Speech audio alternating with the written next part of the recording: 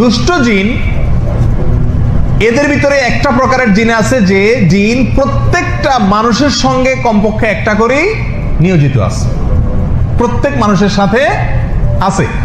আল্লাহ সুবহানাহু ওয়া তাআলা কোরআনে কারীমে এই প্রসঙ্গে বলেছেন, قال قرينه ربنا ما أطغيته ولكن كان في ضلال بعيد। কিয়ামতের দিন মানুষ যখন বলবে, আল্লাহ আমার সঙ্গে থাকা শয়তানটাই আমাকে কুমন্ত্রণা দিয়ে দিয়ে বিপদগামী করেছে, আজ তাকে বিচার করেন, আমার কোনো দোষ নাই। তখন মানুষের যে কারিন, প্রত্যেকটা মানুষের সঙ্গে যে দুষ্ট জিন থাকে, শয়তান থাকে, সেই শয়তান দুষ্ট জিন বলবে আল্লাহকে, রব্বানা মা আতগাইতু, ও আমার রব, আমরা এদেরকে পথ হারা করি নাই, বরং সে নিজেই বিপদগামী ছিল। তাহলে এই আয়াত থেকে আমরা বুঝতে পারলাম যে প্রত্যেকটা মানুষের সঙ্গে যে থাকে দুষ্ট জিন বা শয়তান, শয়তানরাই হলো জিনের একটা প্রকার, দুষ্ট। তো এই জিন যে মানুষের সঙ্গে থাকে নিয়োজিত একটা করে প্রত্যেকের সাথে কমপক্ষে, একে বলা হয় কারিন। এটাও দুষ্ট জিনের একটা প্রকার।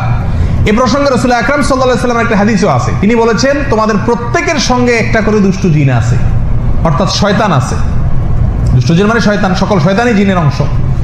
তো এদের কাজ হলো প্রত্যেকটা মানুষকে সারাদিন জাহান্নামের দিকে নিয়ে যাওয়ার চেষ্টা করা, বিপদগামী করে তোলার চেষ্টা করা, এই হলো তার ডিউটি।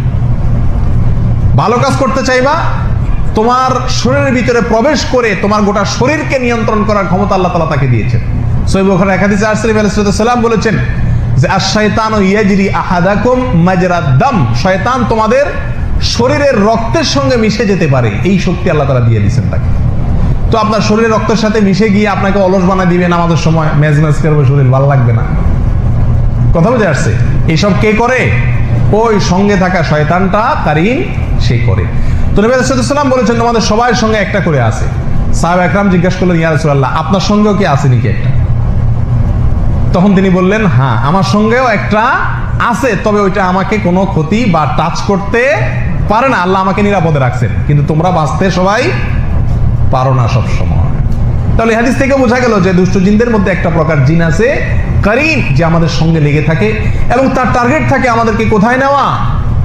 জাহান্নামে নিয়ে যাওয়া। ইবলিস আদম আলাইহিস সালামকে যখন সিজদা করতে অস্বীকার করেছে, তখন যে তাকে আল্লাহ তাআলা জান্নাত থেকে বের করে দিয়েছেন, তখনই চ্যালেঞ্জ করেছিল ইবলিস, লাউবিয়ান্নাহুম আজমাইন, মানুষের প্রত্যেকটা সদস্যকে, এই আদম যার কারণে আমাকে জান্নাত থেকে বের হতে হলো, এর প্রত্যেকটা সদস্যকে আমি পথ ভ্রষ্ট করে ছাড়বো, জাহান্নামে নিয়ে ছাড়বো, আমি একা যাবো না।